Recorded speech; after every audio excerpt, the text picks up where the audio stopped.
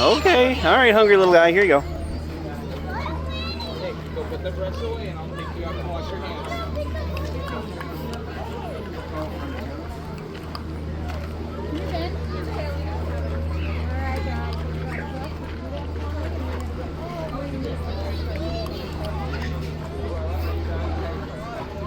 Oh, well, he had it first. Let's go wash your hands. All the way to the middle. All the way to the middle, sweetie. Thank you. I think you just about got it all, don't you?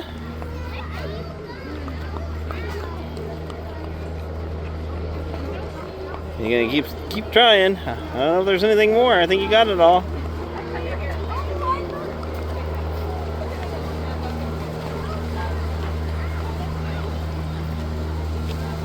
Yep, we're empty. All right, so we are here outside. Well, this is not the house here. This is the visitor center. But we are at the Laura Ingalls Wilder, the little house on the prairie, which we'll go and look at that later. But we're out here because I found in a video this place existed. And so what's about this historic farmhouses? Or is this just an example? Oh, I thought you were about to read it out now. No, the farmhouse was built, Okay. this actually was built in the late 1880s. So like it's Okay. a for real one. But they're similar to the other kinds of farmhouses that were typically built at that time period. So. Yeah. And we already read the thing about this barn over here, which some other guy had made, but it's got the quilt pattern, which is Laura Ingalls Wilder had it on her hope chest, had a quilt with this pattern. And so, let's see, where was it? Bert Horton, who bought the property in 1923, built this barn with this little pattern. And I'm going to follow Heather over this way to look at what's going on in this other barn. But yeah, I didn't tell her where we were going today. We just left the house. I said we're gonna go somewhere and there's a zoo nearby we're gonna look at. But okay, so that's a 9-patch barn quilt. So this barn, so that's a 9-patch barn, and that's one Mary Ingalls made. So they will make it after going. Oh, I didn't know Mary went blind. Wow. Yes, she went blind. Because of straight edge and simple design during long winter evenings, especially during storms, Mary and Laura pieced quilt blocks.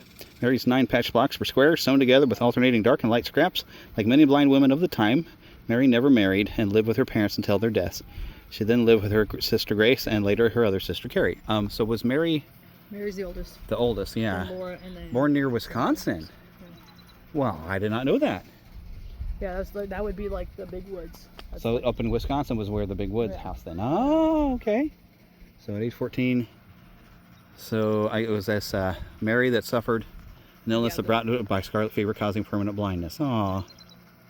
And viral meningitis, that's still a website.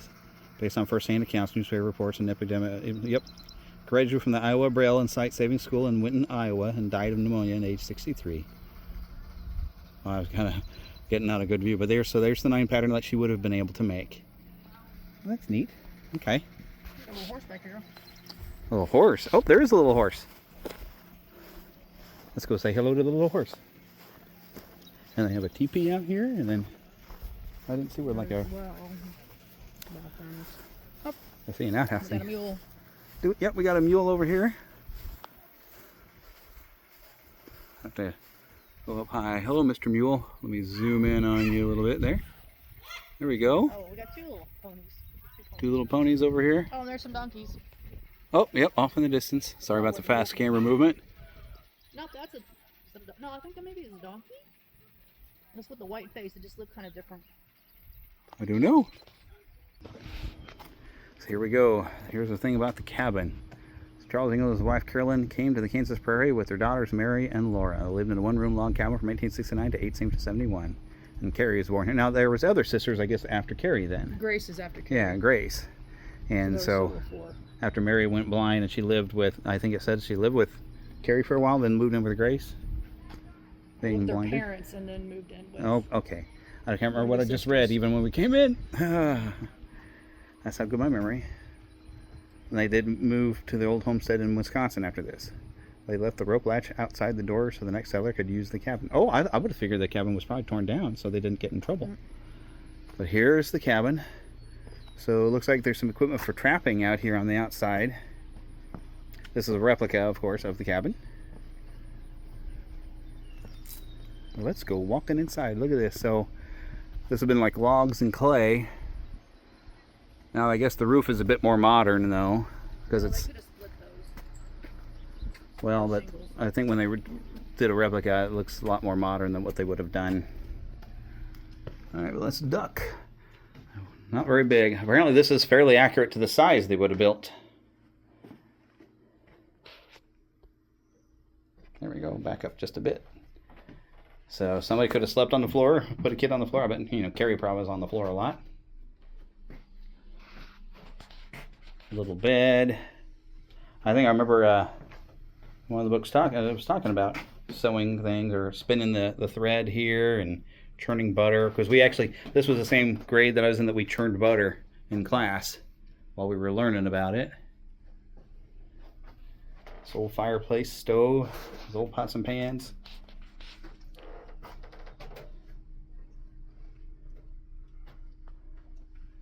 Little candle. Well, of course, they probably would have had like a, yeah, there it is, a central lantern kind of light the whole place, kind of like what we do with a tent.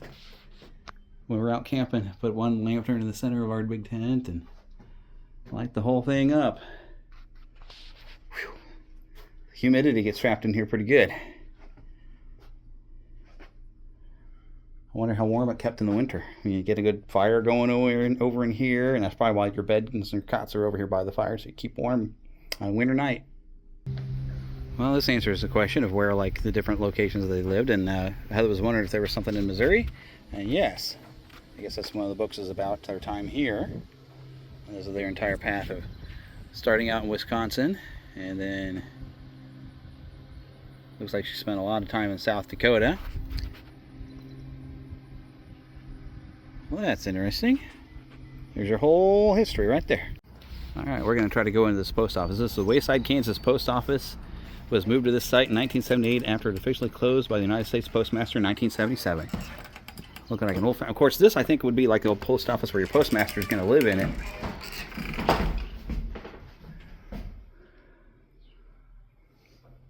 So this ran, wow, this ran for nearly 100 years, 1885 to 1977. Wow. Look at this old picture of Lincoln, but you kind of see me superimposed in it by accident. I got a reflection. There we go.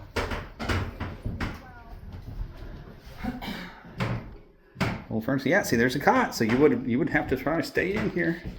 As mail was probably, I bet the Pony Express probably stopped over in here. Might have. Well, it was pretty far south of St. Joe, but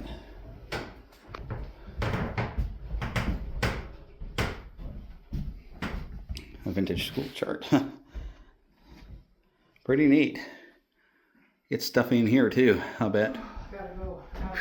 Yeah, it's pretty stuffy as it is. Ooh, wasp. Ooh, I'm getting away from the wasp. All right, so we're in video again. Sunnyside School. So this was dedicated in 1872 as a one-room schoolhouse with capacity for 36 students. Some years as many as 50 crowded in, sharing desks. 18-year-old Lillian Jones, great-grandmother to the owners, arrived in 1901, rode a horse through pastures and prairie to teach all 8 grades. They only needed 8 grades back then. Yeah. So students ranged from 5 to 17 years age. She made $25 a month for a 4-month term. You only had to go to school for 4 months? Or is it 2 terms of 4 months in a year? The school is similar to one that Laura, Mary, and Carrie would have attended. They stayed in Kansas. Or had they stayed in Kansas. Bill and Wilma Kermers, founders of the museum, moved the school to this location in 1976 as a memorial to Lillian Jones Horton and all teachers in Kansas. It would be Grandma's school to the Hortons for 4 generations. All right, let's go look inside. Look out for wasps.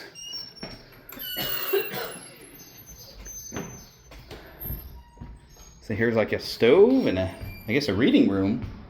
Electric third reader.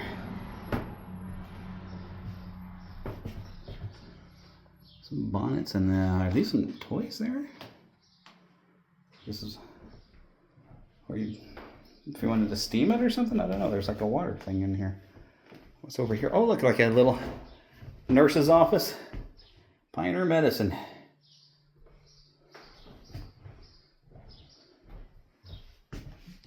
And the classroom. Now I wonder if there's authentic carvings over here from people of that era. Somebody named Earl. Well, one of them's painted red. I wonder what that's about. I wonder if they just collected some desks from various locations to kind of be accurate to the time. Some bones and shells and books. I think some people have written their name on here because it's 6/6/26. So some people just come in and you write your name and say that you were there that day, huh? Doesn't stay around though.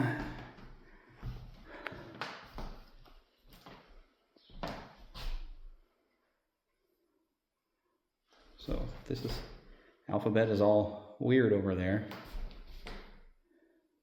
What do you mean the alphabet is all Look, weird? A, B, C, Z, G, F, E, H, L, I, N, P, Q, R, T, S. This is the alphabet, it says. But it's all different. Don't know, well, people aren't allowed past this rope, so that might have been, I don't know, maybe the alphabet was in a different order back then. I don't know, there's something worth looking up on the internet, I suppose. Look at those specimens things over there. There you go, science teacher. So here's Heather over by the well. So is this like the original well? This is, yeah, where Hand dug. Pod built it. So Charles Ingalls built this. Saw the plant form over the well and a heavy cover of the hole that let the water bucket through. About 1869, 20 feet deep, rimmed with rock. Provided researchers with an anchor to determine the location of the original cabin. It's covered for safety. Well, so this is how they figured out where the actual house was. They found the well. Well, that's cool.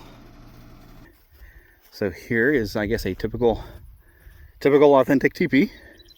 There is no sign or anything that says anything about it. Almost looks like there's a path out into the cornfield here, but I don't think we're supposed to wander off there.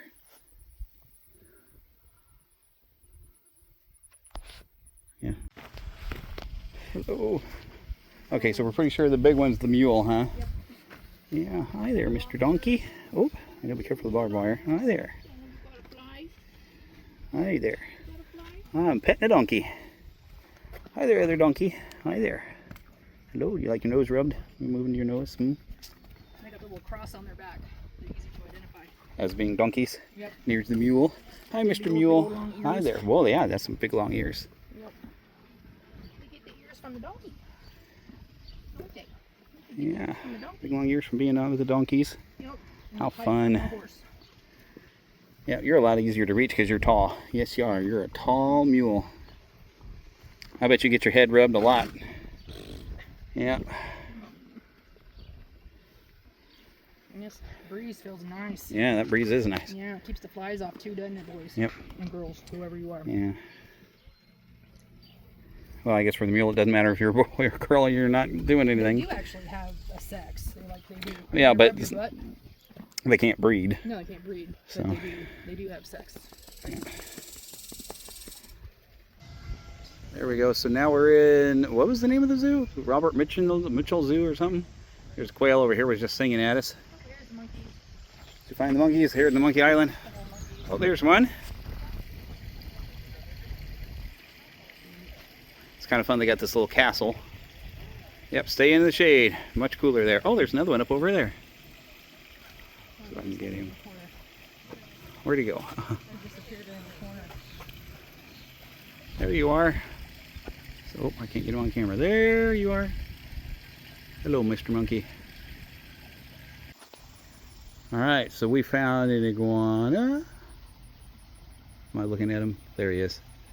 He's all splatted out here. And we think a young macaw up here. He was talking to us before. Down, like it looks like down. Wow. There's this pretty red one over here. Which, I don't know if it's showing up on my little camera. It's very good. He's all shadowy.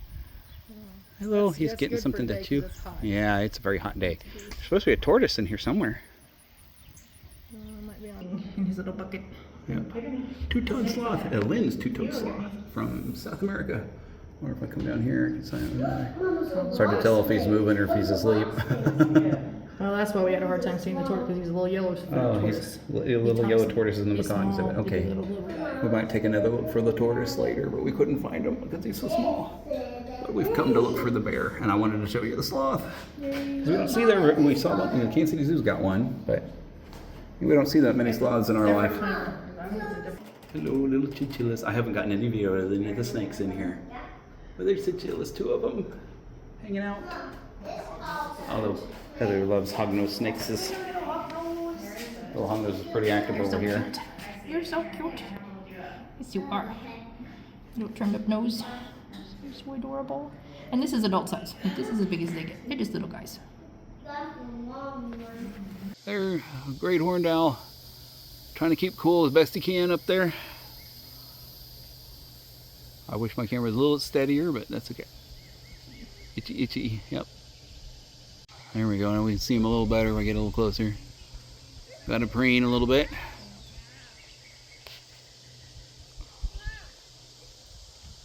Oh, he's hanging from his tail. Crazy old spider monkeys. Well, that dark black fur, I bet he's got the right idea being in the shade over here. Yep. But it's hot, hot, hot. Hey, Okay. We're going to be quiet so they can get their video. Hi, Mr. Bear. Or Mrs. Bear, whatever. Let me tighten up. Aren't you cute? Playing in the water. A Syrian brown bear. They're just a little bear. Yeah, not a very big bear at all. Oh my goodness. Totally worth the trip if not for the house for this. Bear playing in the water. Oh my gosh, that's great. Oh, it's nice and cool down here too. Yep, it's in the shade.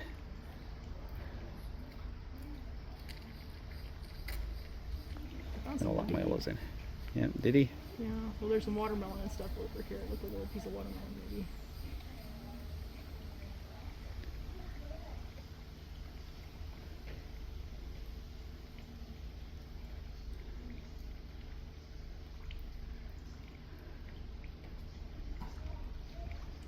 Got an itch. Got an itch. I want to play in the water some more. Oh my goodness.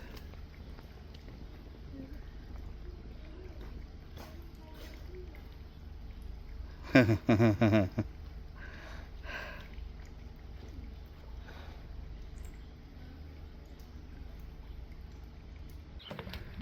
here's the duck pond where I found a swan. Hello, swan. And a little duck over here swimming by. Lots of little ducks over here. Just quacking away. And a swan swimming along. Swans usually are mated up. I wonder where the other swan might be. Or if there isn't one, there should be.